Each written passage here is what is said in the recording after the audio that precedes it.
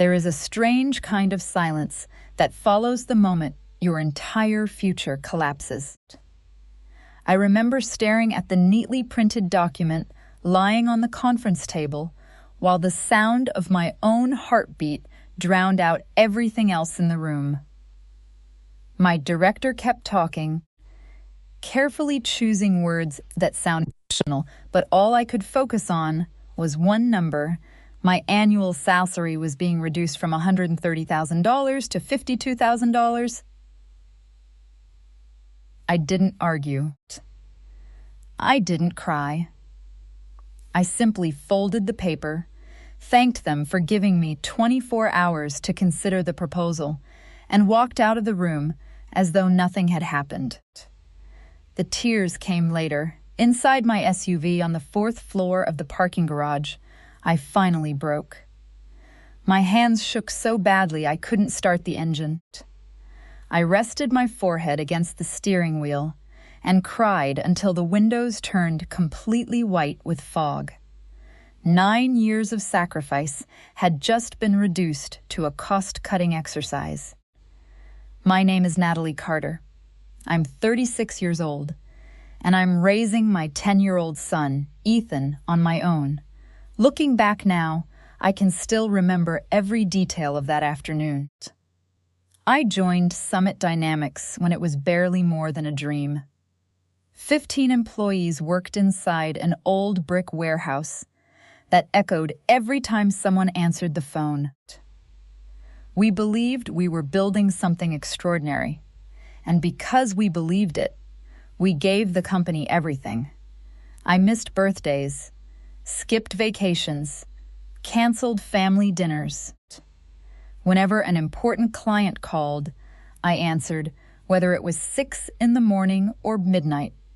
The long hours paid off. Within 4 years, I was managing the company's biggest accounts, relationships responsible for millions of dollars in annual revenue. My clients trusted me because I always answered, always solved problems, and never disappeared when things became difficult. When Ethan's father left us for someone else, those accounts became more than just business relationships. They became the reason I could keep our home, pay the mortgage, and afford my son's asthma medication. By my 6th year, I had earned the title of Senior Vice President of Accounts.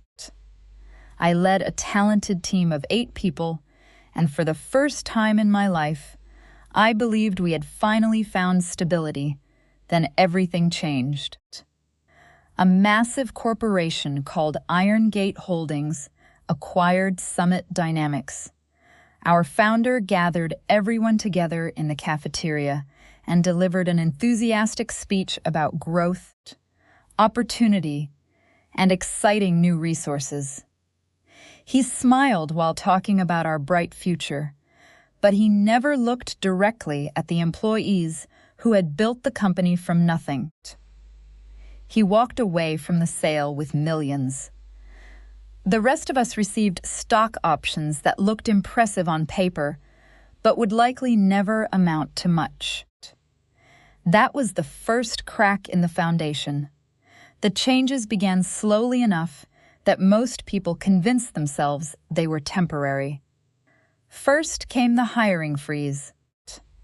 Then the company quietly eliminated entry-level positions, insisting technology would absorb the extra work. A month later, middle management was restructured. Every Friday, another farewell email appeared in our inboxes, thanking someone for their years of service while wishing them success in their future endeavors.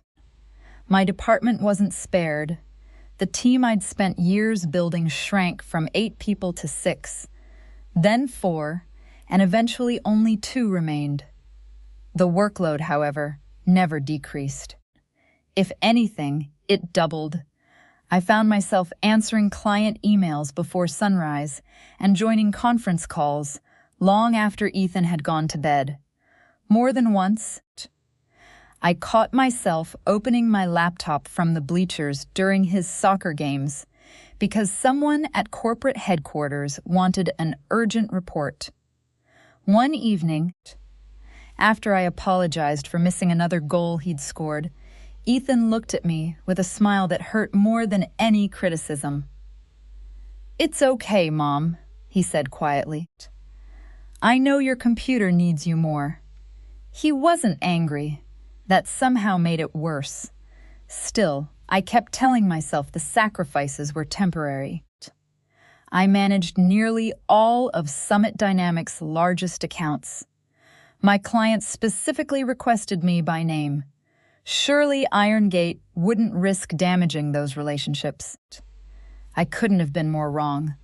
Late on a Wednesday afternoon, an email from Human Resources appeared with the subject line, "Quick Compensation Review." The meeting invitation listed only 3 attendees, me HR, and a corporate executive named Greg Whitmore. The next morning, Greg greeted me with a polished smile that never reached his eyes. His tailored suit probably cost more than my monthly mortgage payment. "Natalie," he began smoothly, "IronGate has completed its operational review." I waited. "We've determined your current compensation no longer aligns with market conditions." He slid a folder across the table. Inside was a revised employment agreement.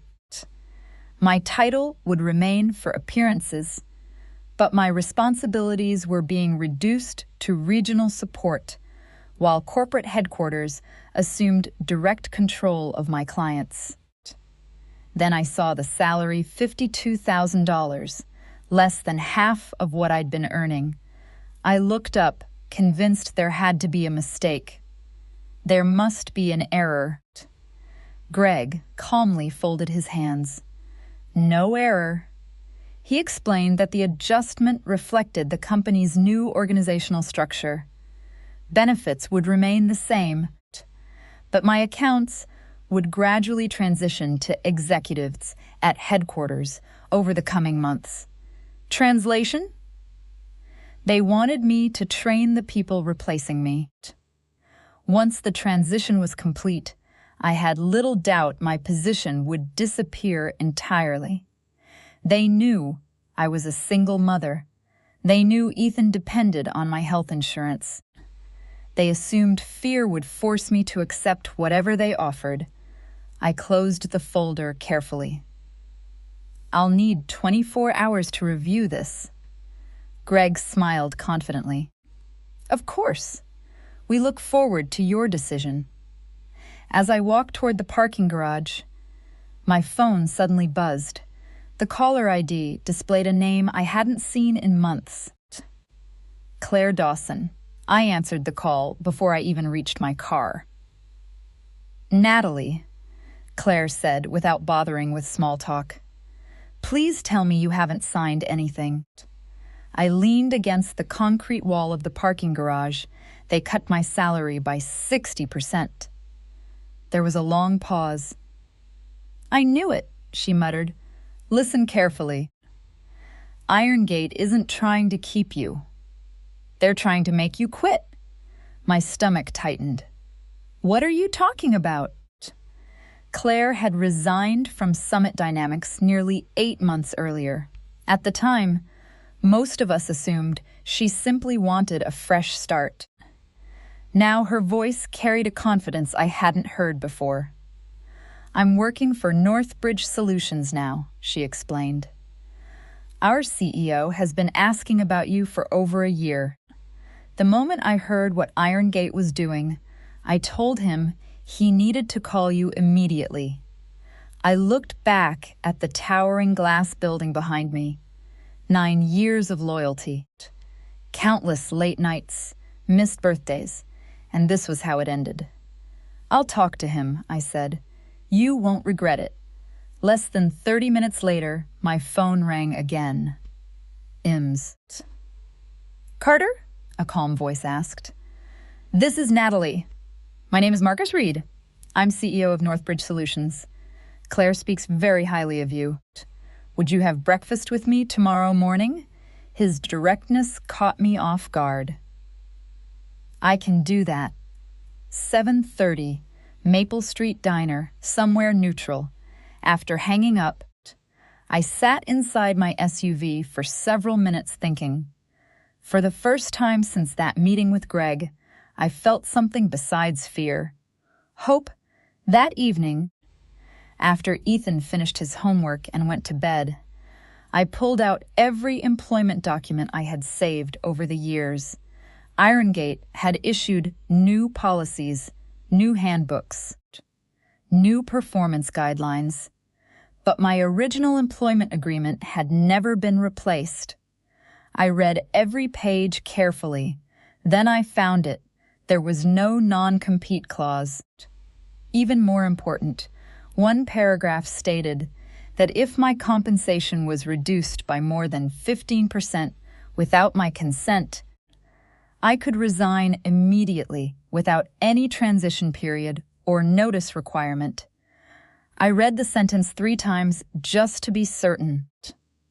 Then I opened the notebook I had carried throughout my career. Inside weren't confidential company files or proprietary reports. They were my own handwritten notes, client birthdays, preferred communication styles, decision makers I'd met over coffee, personal reminders gathered through nearly a decade of genuine relationships. Those connections belonged to me. No corporation could erase years of trust built one conversation at a time. As I closed the notebook, I realized something that hadn't crossed my mind in years. Maybe my greatest asset had never been the company I worked for. Maybe it had always been the reputation I built while working there.